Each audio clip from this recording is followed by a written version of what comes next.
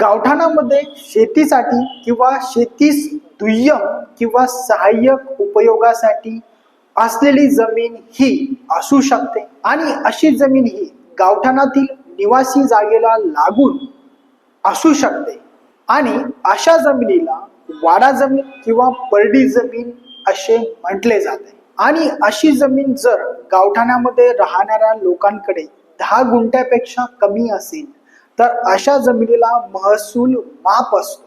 परंतु ज्या व्यक्तीकडे अशी जमीन आहे त्याने जर शेती व्यतिरिक्त त्या जमिनीचा वापर केला तर त्याच्यावर शासन दंड आकारू शकते किंवा तसा महसूल देखील घेऊ शकते। आणि जर समजा शासनाने अशा व्यक्ती विरुद्ध दंड आकारला किंवा महसूल गोळा केला तरी देखील त्या व्यक्तीला त्या जमिनी संदर्भात मालकी हक्क मिळत नाही, ही देखील बाब लक्षात घ्या। कारण कोणतीही जमीन किंवा मालमत्तेचा मालकी हक्क निश्चित करण्याचा किंवा ठरवण्याचा हक्क हा फक्त दिवाणी न्यायालयाला आहे, त्यामुळे ही देखील बाब समजून घ्या।